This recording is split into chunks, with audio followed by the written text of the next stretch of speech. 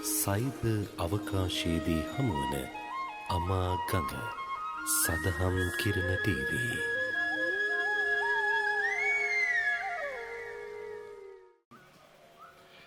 අඳුරු බවපතරේ තිමිර පට නිවාලන නිදුකින් නිරෝගීව සැනසෙන්නට උතුම් වූ බුදුදහමෙන් අල්ප මාත්‍රයක් තරම් වූ බිඳක් සදහම් කිරණ ටීවී ඔස්සේ ඔබේ නිර්මාණයට ගෙනෙන තවත් දායකත්ව ධර්මදේශන වැඩසටහන සමගින් තමයි මෙලෙසින් අප ඔබ සමග ඒකාත්මික වන්නේ. සියලු දෙනාටම උතුම් වූ දළදා සමිඳුගේ පිහිටෙන් නිදුක් නිරෝගී චිරජීවනයේ සැලසේවා.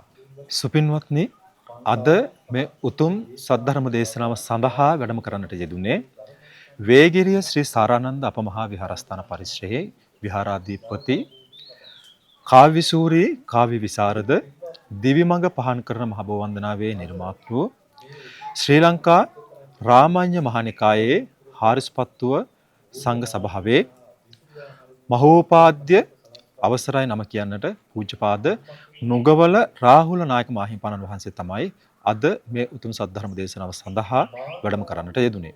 අපි උන්වහන්සේ පළමුව සාදුනන්ද පවත්වා පිළිගනිමු. සාදු සාදු සාදු. සුපින්වත්නි, සුපුරුදු විලසින් මා අදත් සඳහම් කරන්නම්. සඳහම් කිරණ ටීවී හරහා ඔබට ඔබ සංවිධානය කරන ඕනෑම ධර්ම දේශනාවක් බෞද්ධ වැඩසටහනක් සජීවී විලසින් හෝ පටිගත කරවාගෙන ඔබට පුළුවන් සඳහම් කිරණ ටීවී ඔස්සේ ලෝකයේ සිව් දෙස විහිදී පැතිරී සිටින ශ්‍රී ලාංකික සුපින්වත් සියලු දෙනාගේ නිර්මාණයට රැගෙන යන්නට. මා සඳහන් කරන්නම් දුරකථන අංකය.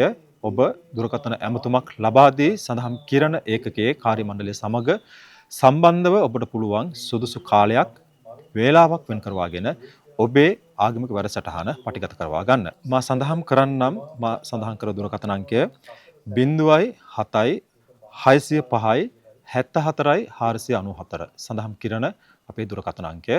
ඔබට පුළුවන් දුරකථන ඇමතුමක් ලබා දී ඔබ සංවිධානය කරන ඕනෑම ආගමික වැඩසටහනක් සඳහම් කිරණ ටීවී කාර්ය මණ්ඩලය සමග එකතුව පටිගත කරවාගෙන ලෝකයට මුදා හරින්නට.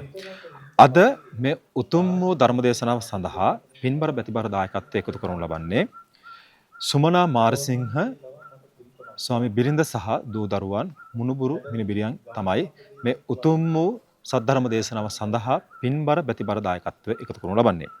ඔවුන් අරමුණු කරන්නේ මීට වසර 2කට පෙර මියගිය කේ.ජී. සාමෙල් තම ස්වාමි පුරුෂයාට පින් අනුමෝදනා කිරීමත් මියගිය දෙමව්පියන් ඇතුළු පවුලේ සියලු ඥාතීන්ට පුණ්‍ය අනුමෝදනා එකතු කිරීමත් අරමුණු කරගෙන තමයි මේ උතුම් වූ ධර්ම දේශනාව මෙලෙසින් සඳහම් කිරණ ටීවී හරහා ඔබේ නිර්මාණයට රැගෙන එන්නේ.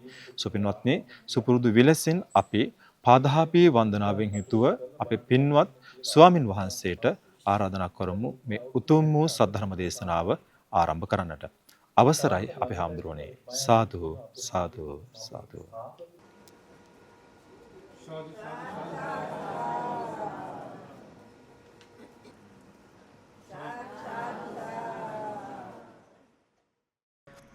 නමෝ තස්ස භගවතෝ අරහතෝ සම්මා සම්බුද්දස්ස.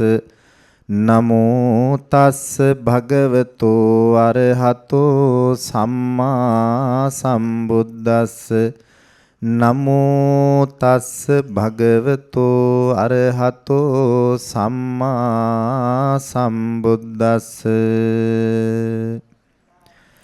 නභජේ පාපකේ මිත්තේ නභජේ පුරිසාදමේ භජේත මිත්තේ කල්යානේ භජේත පුරිසුත්තමේති.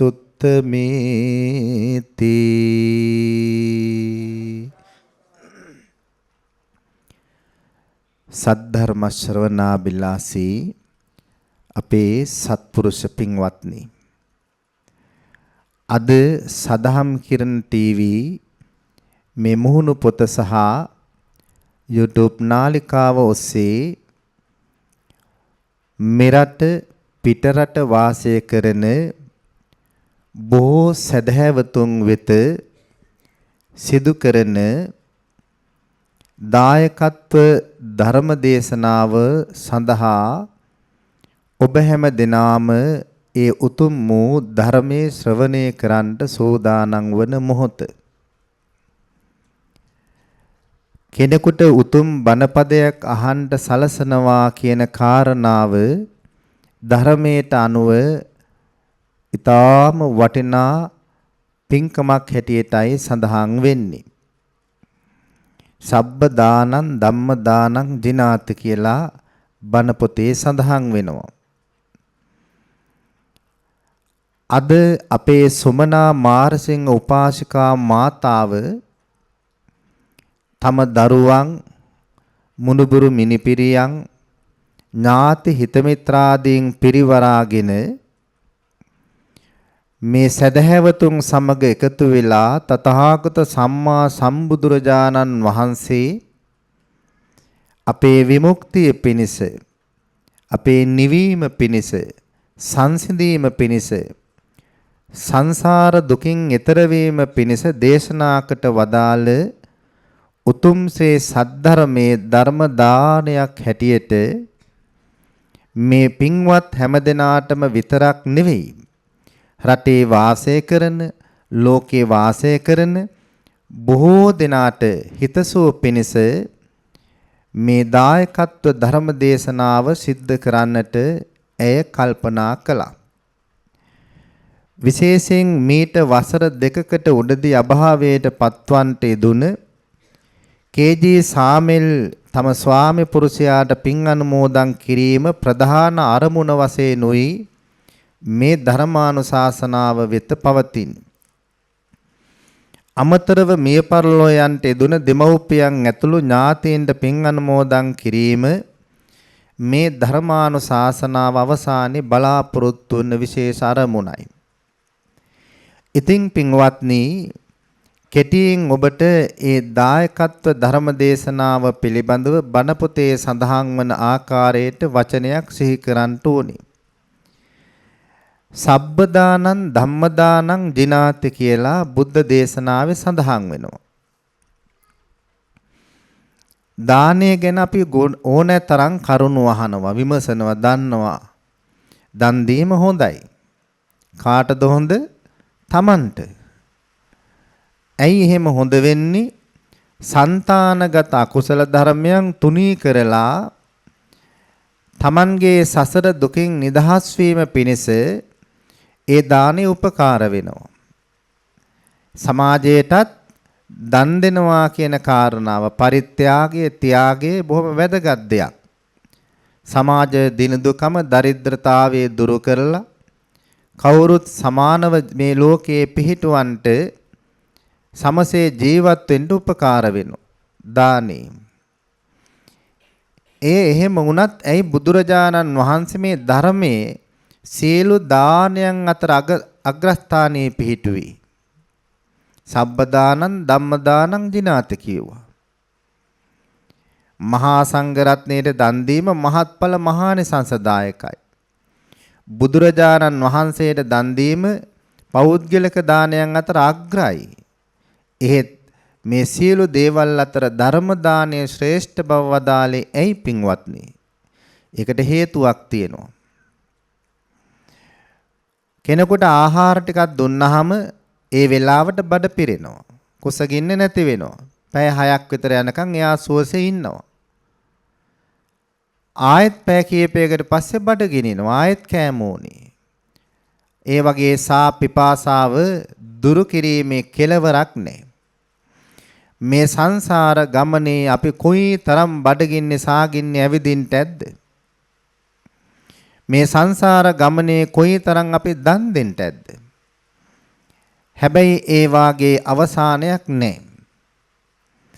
ඒත් කෙනෙකුගේ හිත නිවන්න පුළුවන් නම් අර බඩගින්න නිව්වට වඩා පින්වත්නි ඒක ශ්‍රේෂ්ඨ වෙනවා. මොකද ඒ සංසාර ගමනේ නොපවතින තැනට ඔවුන්ගේ හිත ගොඩනගනවා කියන කාරණාව තුලින් ආයෙත් විඳින්න වෙන සියලුම දුක් සදහාටම සංසිඳවන්ට ඒ සිත සකස් කිරීම හේතු වෙනවා.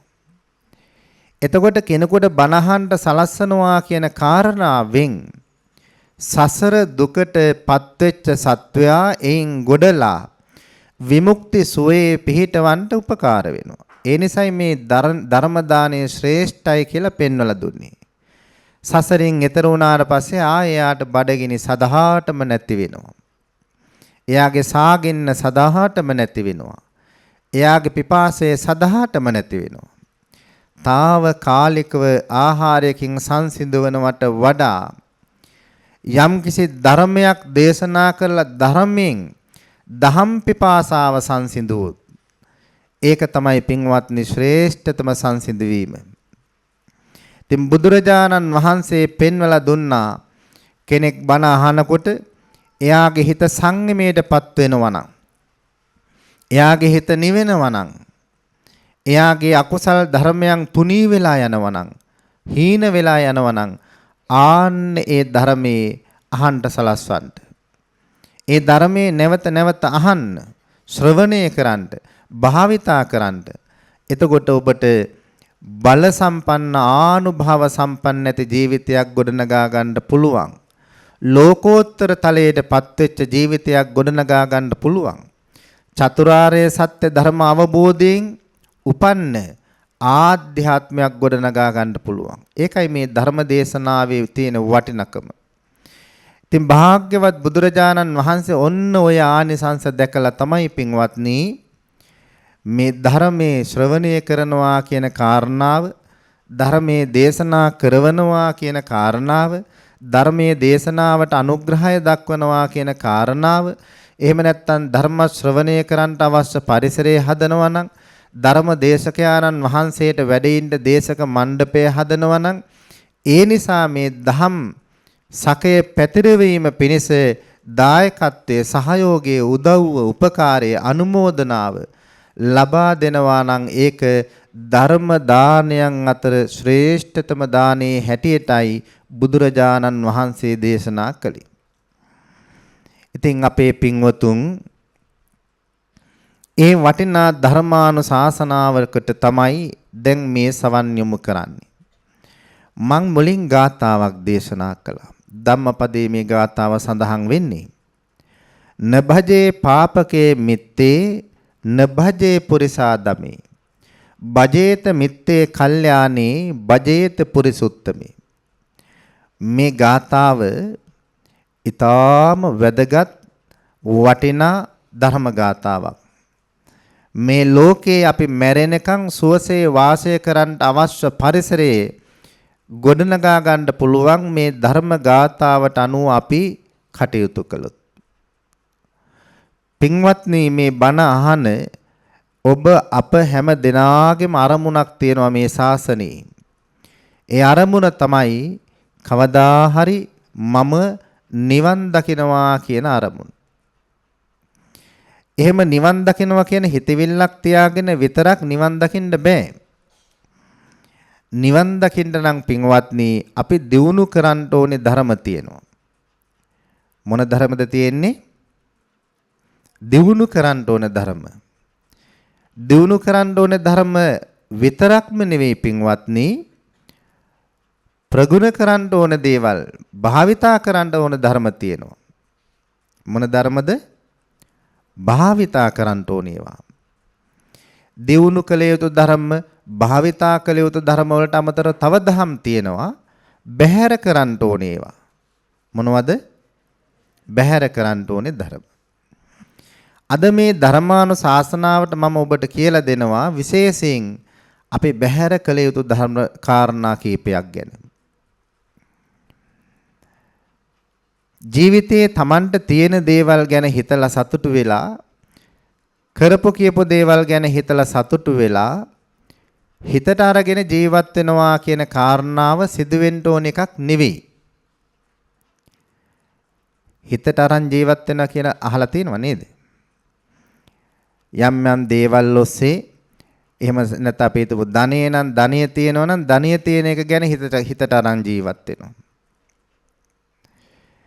ඒ වගේම තමන් ලස්සනට හොඳ ගයක් හදාගත්තා නම් හොඳ ගයක් මං හදාගෙන ඉවර කළා කියලා හිතලා ඒක හිතට අරගෙන ජීවත් වෙනවා. එහෙම නැත්නම් තමන් හොඳ රැකියාවක් කරනවා නම් ඒ රැකියාව පිළිබඳව හිතට අරන් ජීවත් වෙනවා. මෙතනින් අදහස් කරන්නේ අර තමන්ට තේනවා අනිත් අයට නැහැ. ඒ නිසා නැති අය ඉදිරියේ තමන්ට තියෙන දේ හුවා දක්වමින් මාන්නෙන් යුක්තව වාසය කරනවා නම් ආන්නේ කාරණාවට තමයි මේ හිතට අරගෙන ජීවත් වෙනවා කියලා කියන්නේ.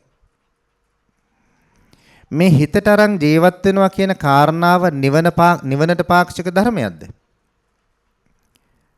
දැන් ඔබ අහලා තියෙන ධර්මයට අනුව මේවා නිවනට පාක්ෂිකද? නිවනට පාක්ෂික නෑ. මොකද වෙන්නේ වගේ? නිවන් මඟ අහුරනවා. එතකොට අපේ අරමුණ නිවන් දකින්න නම් අපි එවැනි බැහැර කළ යුතු ධර්මයක් දියුණු කිරීම නිවනට හොඳ දෙයක්ද? හොඳ දෙයක් නෙවෙයි. මේ හිතට අරගෙන ජීවත් වෙනවා කියන කාරණාව පින්වත්නි බැහැර කරන්න ඕනේ එකක්. දැන් ඔබට හිතෙන්න ඕනේ අපට බුදුරජාණන් වහන්සේලා කෝටි ප්‍රකෝටි ගණන් මග ඇරිච්ච අය පින්වත්නි. අපට කිව්වහම මටත් එහෙමයි ඔබටත් එහෙමයි. එහෙම මග ඇරෙන්න හේතුවක් තියෙනවා. හේතුව තමයි මේ විදියට ධර්මයේ අහලත් අහපු ධර්මයේ භාවිතා කරන්නේ නැතුව තමන්ගේ මතවලට අනුව වැඩ කරලා. ඒකයි අපට බුදුරු මගේ හැරුණේ. ඒකයි ඔය මහා රහතන් වහන්සේලා අතරට අපි එකතු නොවුනේ. අපේ ළඟ තිබුණේ දුර්වලකම හින්දා. ඒ නිසා ධර්මයෙන් අපට දුර්වලකම් පෙන්වලා දෙනවා. කවුද දුර්වලකම් පෙන්වලා දෙන්නේ? ධර්මයේ. මේක කළොත් මෙන්න මේක වෙනවා. මේ වැරදි දේ කළා නම් මේ ආදීනවේ භුක්ති විඳින්න දැන් මෝන දෙන්න සෝදානම් වෙන්න. මේ අකුසලයේ කළා නම් ඊට අනුරූප දුක් විපාක විඳින්න සිද්ධ වෙන්න කියලා සෝදානම් වෙන්න කියලා ධර්මයේ තුලින් අපට පැහැදිලිව කුසලයේ ආනිසංස අකුසලයේ ආදීනවේ පිනේ ආනිසංස පාපේ ආදීනවේ පෙන්වලා දෙනවා. ඒ පෙන්වලා දෙද්දිත් මේක අකුසල් හිතක් මේක බැහැර කළ යුතු දෙයක් කියලා දෙද්දිත් ආයෙත් අපි එක වඩනවා නම් බලාපොරොත්තු වෙන්න උනේ මොකද්ද? මේ බුද්ධ ශාසනෙත් මග හැරව ගන්න තමයි. වෙන දෙයක් නෙවෙයි බලාපොරොත්තු වෙන්නේ. නිවන් දකින්න බැරි වෙනවා. නිවන් දකින්න නම් මේන්න මේ වටිනා ධර්ම කරුණු ඉස්මතු කරලා ඒ වගේ වටිනාකම පෙන්වලා දෙද්දිත් බැහැර කළ යුතු දෙයක් මේක කියලා දෙනකොට ඒක බැහැර කරන්නේ නැතුව ඒක හිස බැඳගෙන වැඩ කරනවා නම් වෙන්නේ පින්වත්නි මහා අනතුරක් විපතක්. මේ හිතට අරගෙන ජීවත් වෙනවා කියන කාරණාව ඒ තරමටම අපට අනතුරු කරනවා. අපේ නිවන් මඟ වහනවා. අපට ගුණේ නැති කරනවා. සත්පුරුෂ ධර්මයේ අපට පෙන්වන්නේ නැහැ. ඔය හිතට අරගෙන වාසය කරනකොට සත්පුරුෂ ධර්මයේ පෙනෙන්නේ නැතු වෙලා යනවා පින්වත්නි. හිතට අරන් වාසය කරනකොට අසත්පුරුෂෝමයි හොඳයි කියලා හිතෙන්නේ. සත්පුරුෂෝ හොඳයි කියලා පේන්නේ නැහැ. ඒ වගේම කල්යාණ මිත්‍රත්වය පේන්නේ නැහැ. කල්යාණ ධර්මයේ හොඳයි කියලා තේරෙන්නේ නැහැ. ඒ නිසා බුදුරජාණන් වහන්සේ පෙන්වලා දෙනවා මේ අසත්පුරුෂ ධර්මයේ බැහැර කරන්න. සත්පුරුෂ ධර්මයේ ලං කරගන්න කියලා. මේක පෙන්වලා දෙන්න හේතුවක් තිබුණා. අපේ පින්වතුන් දන්නවනේ චන්නහාමුදුරුව ගැන අපි දන්නවා අහලා තියෙනවා.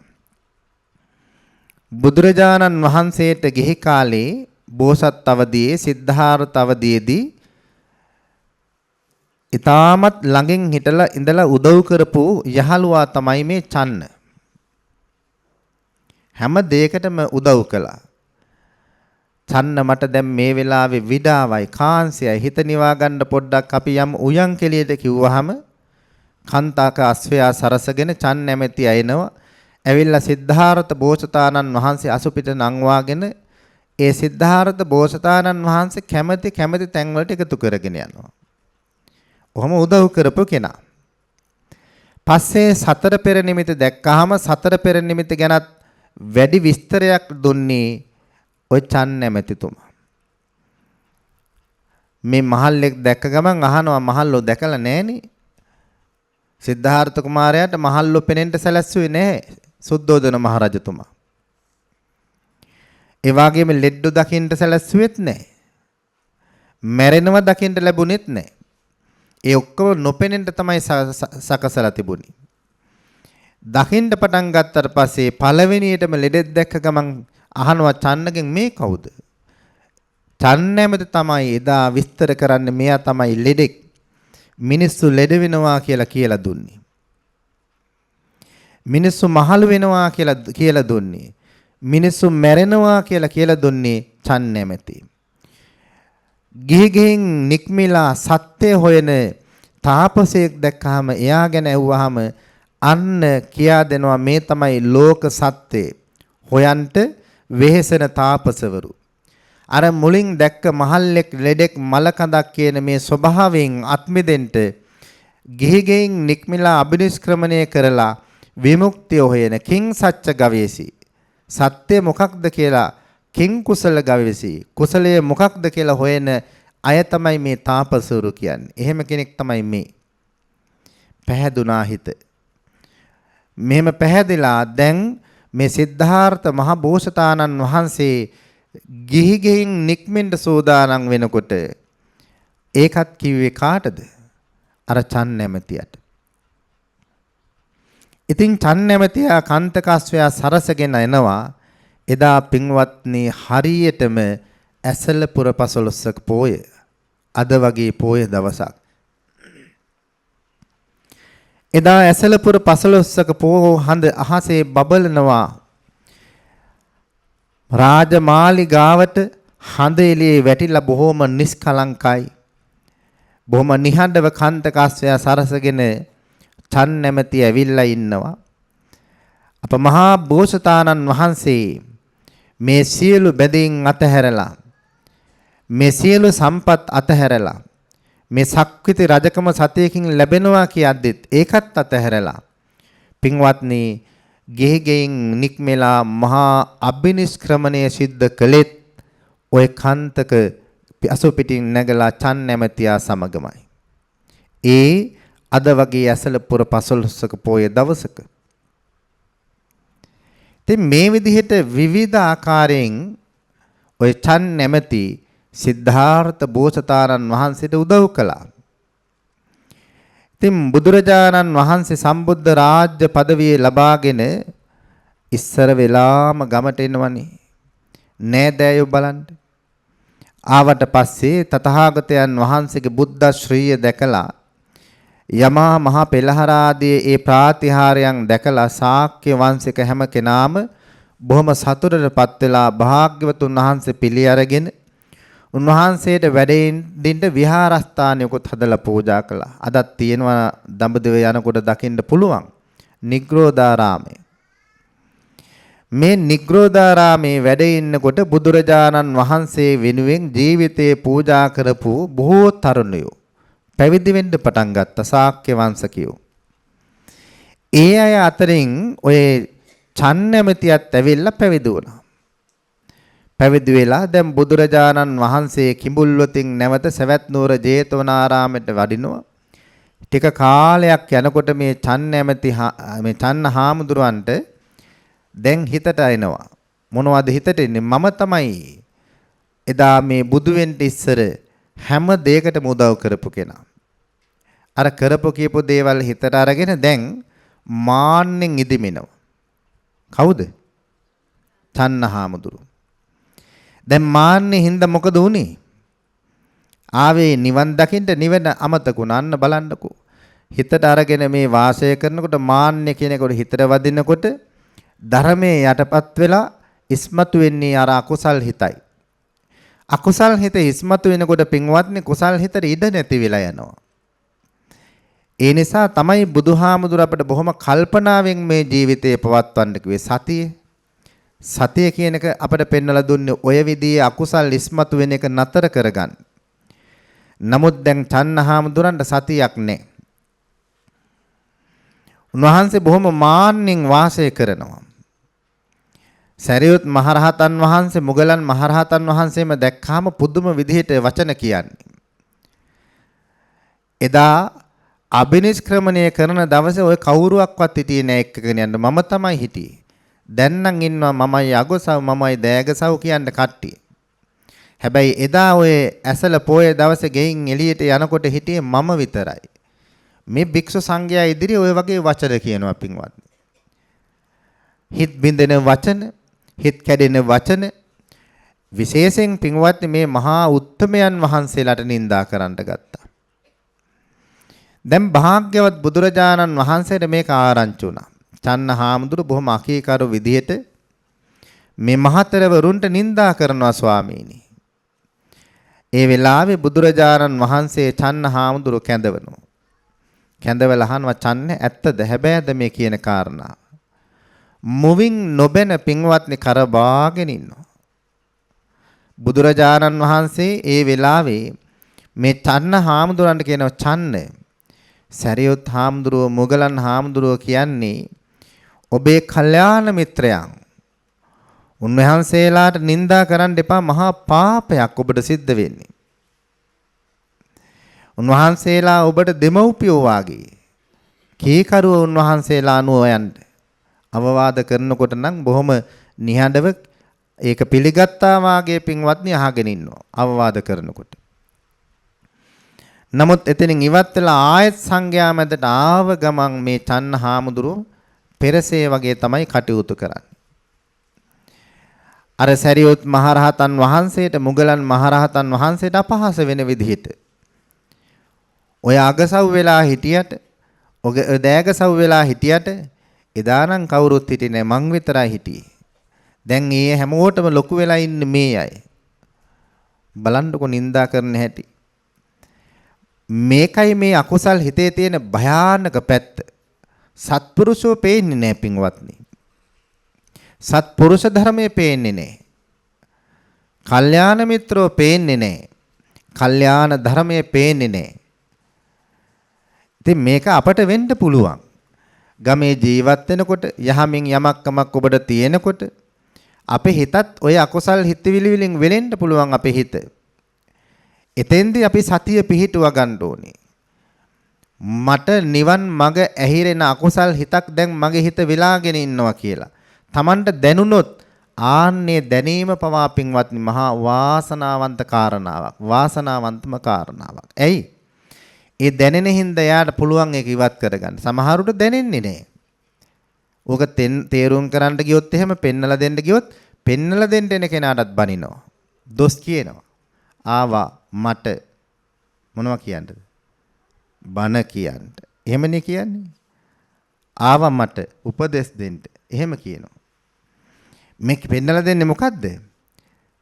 තමන්ට තමන්ගේ ජීවිතයේ ධර්මයෙන් ගොඩනගාගෙන විමුක්තියට යන්න මඟ ඇහිලා තියෙන එක පෙන්වන්නේ. වැහිලා තියෙන එක පෙන්වන්නේ. පෙන්නන්න ගිහිල්ලා පේන්නේ නැහැ. කොච්චර දුර්වල වෙලාද බලන්නකෝ. තමන්ට ඒක පේන්නේ නැහැ. පේන කෙනා පෙන්නන්ට යනකොට එයාට පේන්නේ නැහැ. අපේ බුදුරජාණන් වහන්සේ මෙන්න මේ කාරණාව මුල් කරගෙන කියනවා දේශනා කරනවා පින්වත්නි. දැන් ওই කාරණාවෙන් දැන් චන්නහාමුදුර හැදුනේ නැහනේ. බුදුරජාණන් වහන්සේ දැන් ජීවමානව ඉන්නකම්ම චන්නහාමුදුර හැදුනේ නැහැ. ඔන්න භාග්‍යවතුන් වහන්සේ පිරිනුවන් පාන්ට සූදානම් වෙලා ඉඳද්දී ආනන්ද හාමුදුරන්ට ඕක මතක් වුණා. බුදුරජාණන් වහන්සේගෙන් අහනවා ස්වාමීනි චන්නහාමුදුරන්ට මොකද කරන්නේ? දැන් කලින් භාග්‍යවතුන් වහන්සේ පෙන්වලා දීලා තිබුණා ඔය චන්නහාමුදුරුව මං ඉන්නකම් හැදෙන්නේ නැහැ. ඒ සත්පුරුෂ ධර්මයේ තේරෙන්නේ නැහැ. ඒ වගේම පාපිෂ්ඨ බව තේරෙන්නේ නැහැ කියලා උන්වහන්සේ කලින් අර ධර්ම ගාතාවක් අනුව දේශනා කරලා දුන්නා. දැන් පිරිනුවන් පාන වෙලාවේ ආනන්ද හාමුදුරුව මතක් කරපු නිසා භාග්‍යවතුන් වහන්සේ අනුදෙන වදාළ ආනන්ද චන්න හාමුදුරන්ට බ්‍රහ්ම දණ්ඩේ දෙන්න. බ්‍රහ්ම දණ්ඩනේ ලබා දෙන්න. මොකද්ද බ්‍රහ්ම දණ්ඩනේ කියන්නේ? එයත් එක්ක කවුරුවක්වත් කතා කරන්නේ. මොන හරි යා ප්‍රශ්නයක් ඇහුවත් උත්තර දෙන්නේ නැතුව බිම් බලාගෙන යනවා. බ්‍රහ්ම දණ්ඩනේ දෙන්න කිව්වා. සැබෑවටම බුදුරජාණන් වහන්සේ අනුදැන වදාළ පරිදි කිසිම භික්ෂූන් වහන්සේ නමක් උන්වහන්සේ සමග කතා කරන එක අතහැරියා. භාග්‍යවතුන් වහන්සේ පිරිනිවන් පෑවා. ටික දවසකින් මේ චන්න හාමුදුරන්ට මහා දරුණු දුකක් හටගත්තා. අනේ මා නොනසත්වා අනේ මා නොනසත්වා කියලා අඬන්න ගත්තා.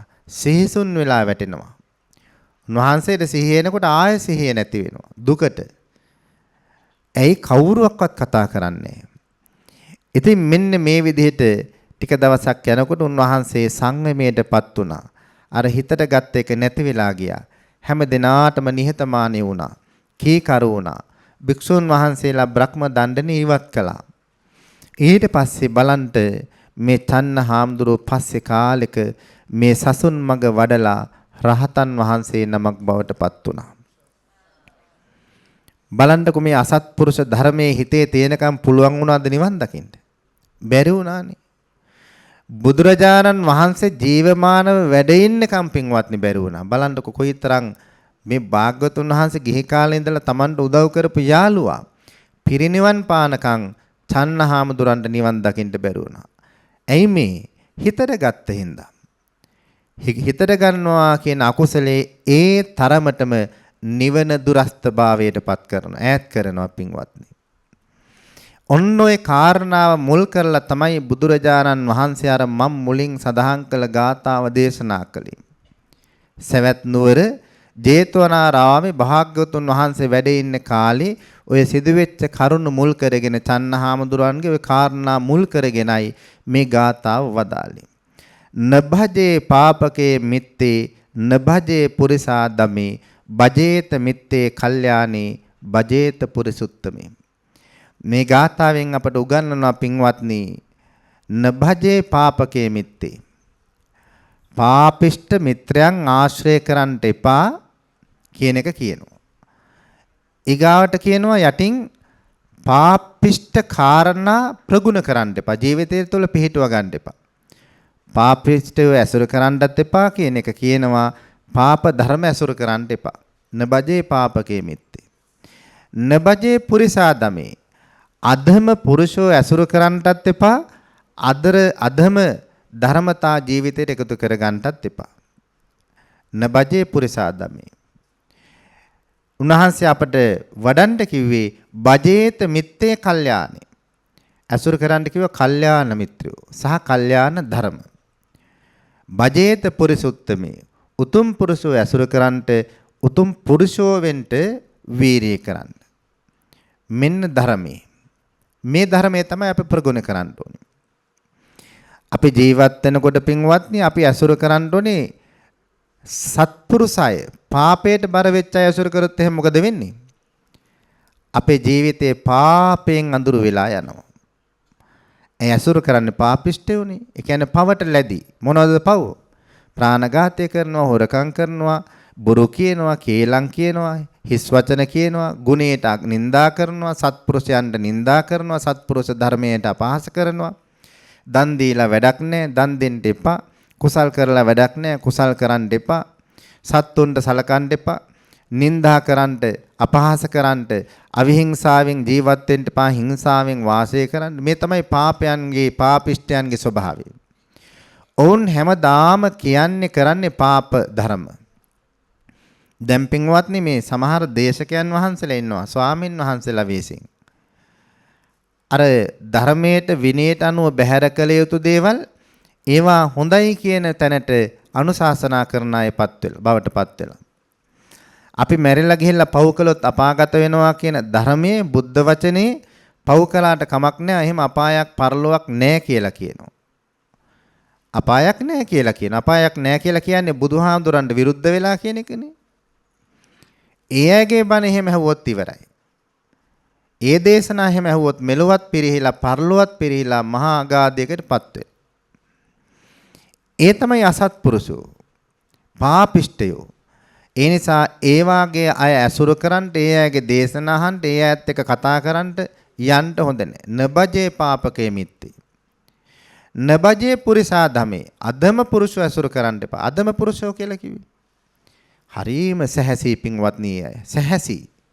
මරණවා කිව්වොත් මරනවා. කොටනවා කිව්වොත් කොටනවා. ආයේ කරුණාවක් දයාවක් ගෑවිලාවක් නැහැ. ඒ තමයි අධමයාගේ ස්වභාවය. නිතර කිපිච්ච ගතියෙන් ඉන්නේ. හොඳ කළත් බනිනවා, නරක කළොත් ඊට වඩා බනිනවා. ඒ වගේම එයා කරන්නේ නරක නම් ඒකට එකතු වෙන අයට එයා ප්‍රශංසා කරනවා, කැමති වෙනවා. කවුරු හරි විරුද්ධ වෙනවා සහාසික ලෙස ඔහුට නිඳා කරනවා, අපහාස කරනවා, පුළුවන් නම් ජීවිතෙත් නැති කරනවා. අන්නේ අධර්මිෂ්ඨයාගේ ස්වභාවය, අධම පුරුෂයන්ගේ ස්වභාවය. නබජේ පුරිසා ධමේ කිව්වේ ඒ වගේ අධම පුරුෂෝ කියලා ඉන්නවනම් කෙනෙක් ළඟටවත් යන්න එපා. දරුවෙකුටවත් යන්න දෙන්න හොඳ නැහැ පින්වත්නි. ඒ තරම් භයානකයි අධම පුරුෂයා. අනිත් පැත්තෙන් බුදුරජාණන් වහන්සේ පෙන්වලා දෙනවා බජේත මිත්තේ කල්යාණේ. කල්යාණ මිත්‍රය ආශ්‍රය කරන්න. එන්න සිල් ගන්න. යම් බණ ටිකක් අහන්න. අද අපි දානයක් දෙනවා. ඒකට එකතු වෙන්න. අපි වැඩිහිටි නිවාසයකට යනවා. ඒ අයට මේ තේ ටිකක් අරගෙන යනවා. එන්න අපෙත් එක්ක කියලා. ඔන්න සත් කල්යාණ මිත්‍රයන්ගේ ස්වභාවය. තමන් කල්යාණ ධර්ම පුරනවා. ඒ පුරණ ගමන් අනිත් අයටත් ඒකට ආරාධනා කරනවා. දැන් මේ තමන්ගේ මේ දායකත්ව ධර්ම දේශනාව සඳහා මේ ඥාති හිත මිත්‍රාදීන් එකතු කරගෙන ඇවිල්ලා. මේ තමයි කල්යාණ ධර්මය. ඉතින් අපේ සුමනා මාර්ෂින් උපාසිකා මාතාව ස්වාමීන් වහන්සේලා වන අපටත් බොහොම සත්පුරුෂ අම්මා කෙනෙක්. අපි පුංචි කාලේ ඉඳලා අපව හදලා වඩලා අද මේ සමාජයේ හොඳට ශාසනික සේවාවන් සිද්ධ කරන්න අපට අපේ ශක්තිය ලබා දුන්නේ මේ මව්පියවරු මේ ගමේ. අපි ආරක්ෂා කළේ අපේ මව්පියවරු. ඒ මව්පියවරු අතර අම්මා කෙනෙක් තමයි සුමනා මාර්සිං උපාසිකා මාතාව. අපි සිදු කරන ලද මහබෝ වන්දනා, සම්බුද්ධ ගුණ වන්දනා, මේ කප්පුරුක් පූජා ආදී සියලු පූජාවන් වලදී අපෙත් එක්ක බොහොම සතුටින් අනුමෝදන් වෙමින් කටයුතු කරපු අම්මලා. ඉතින් ඒ නිසා පින්වත්නි, ඒ වගේ සත්පුරුෂය කරන්නේ සත්පුරුෂ වැඩ. කල්යාණ මිත්‍රෝ වෙනවා. හැම කෙනාට මේ අය කල්යාණ මිත්‍රෝ. එවැනි අය අපි අපේ ජීවිතයට එකතු කර ගන්න ඕන. බජේත මිත්තේ කල්යාණී. ඊගාවට අවසාන වශයෙන් බුදුරජාණන් වහන්සේ පෙන්වලා දෙනවා බජේත පුරිසුත්තමේ. ඒ කල්යාණ මිත්‍රයන්ටත් එහා ගිහපු උතුම් පුරුෂයෝ ඉන්නවා. ඒ තමයි භික්ෂු භික්ෂුණී උපාසක උපාසිකාවන් වාගේ බුදු පසේ බුදු මහා රහත් කෙරමේ තුන්තරා බෝධියට පත්වෙච්ච උත්තමයෝ. ඒ අය අතර උපාසකයින්ට පුළුවන්, උපාසිකාවයින්ට පුළුවන්, භික්ෂුන් වහන්සේලායින්ට පුළුවන්, භික්ෂුණීන් වහන්සේලායින්ට පුළුවන්. මාර්ගඵලලාභී උත්තමයෝ. ඒ තමයි උත්තම පුරුෂ. එතෙන්ද බුදුරජාණන් වහන්සේලා, පසේ බුදුන් වහන්සේලා, මහරහතන් වහන්සේලා ආර්ය මඟට පිළිපන් උත්තමයෝ. මේ වාගේ අය ආශ්‍රය කරන්න, ඒ අයගේ අවවාද පිළිගන්න, ඒ අය අනුව යන්න.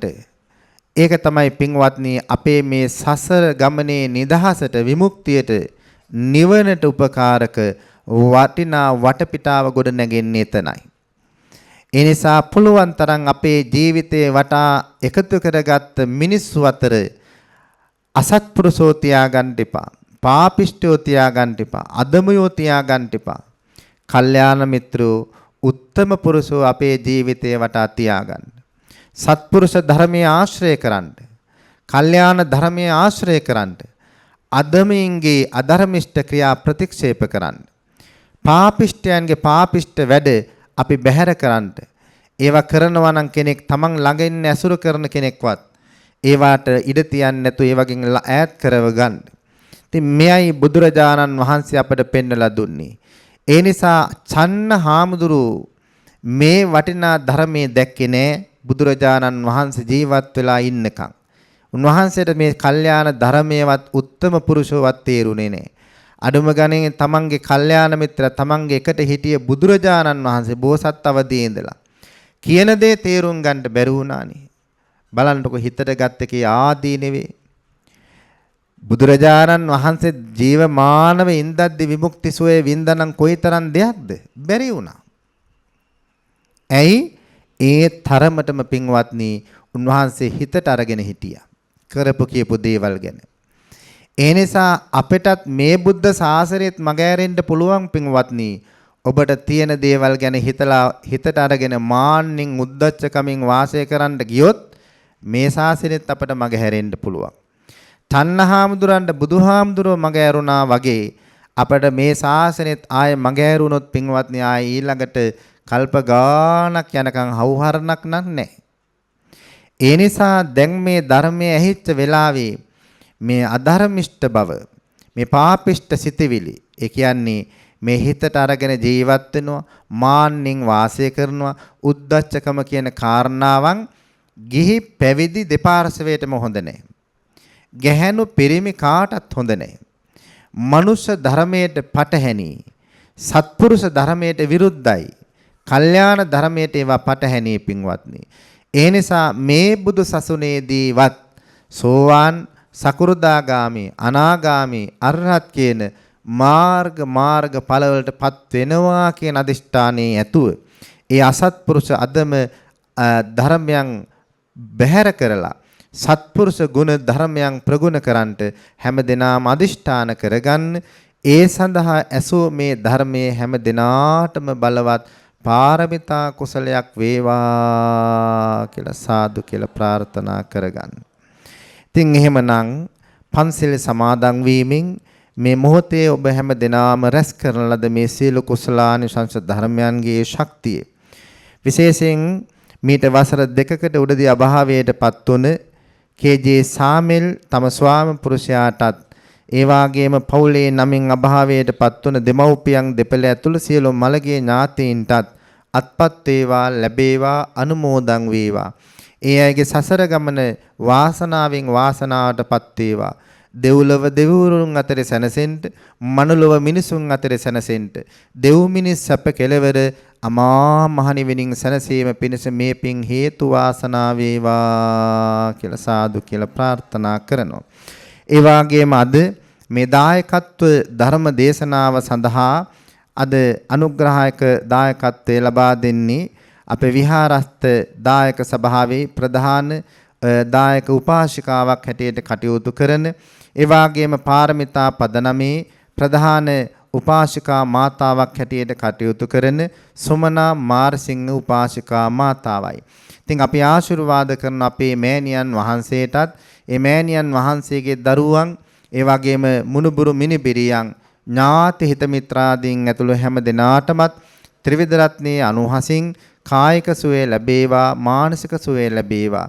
නිදුක් නිරෝගී භාවය ඇතුව සුවසේ චිරාත් කාලයක් මේ වාගේ පින් දහම් වල නියැලමින් කටයුතු කරන්න වාග්ය උදා වේවා. ඒ වාගේම අද ධර්ම ශ්‍රවණය කළ ඔබ හැම දිනාටමත් සදහම් කිරණ ටීවී මේ මුහුණු පොත ඔස්සේ සහ YouTube නාලිකාව ඔස්සේ මේ ධර්මයේ ශ්‍රවණය කරන ලද ඔබ හැම දිනාටමත් මෙපින් බෙලෙන් මෙලොව සැනසෙන්න ලැබේවා. බොහොම සුවසේ ජීවිතයේ පවත්වන්නට ලෙඩ දුක් කරදර වලින් තොරව සුවසේ ජීවිතයේ ගෙවන්නට හැම දිනාටම වාග්ය ලැබේවා. සාංශාරික වශයෙන් බුදුපසේ බුදු මහා රහතන් වහන්සේලා විසින් වැඩ නිවි සැනසේ පැමිණ වැඩ වදාළ ජාතියක් ජරාවක් ව්‍යාධියක් මරණයක් නැති අමා මහ නිවනින් සැනසෙන්න අපි හැම දිනාටම මේ පින් හේතු වාසනා වේවා කියලා ප්‍රාර්ථනා කරන්න. අභිවාදන සීලිස්ස නිච්ඡං වද්දා පචායිනෝ චත්තාරෝ ධම්මා වඩ්ඩಂತಿ ආයුවන්නෝ සුඛම් බලං ආයුරාෝග්‍ය සම්පatti සග්ග සම්පatti මේවච අතෝ නිබ්බාන සම්පatti ඉමිනාතේ සමිජ්ජතු.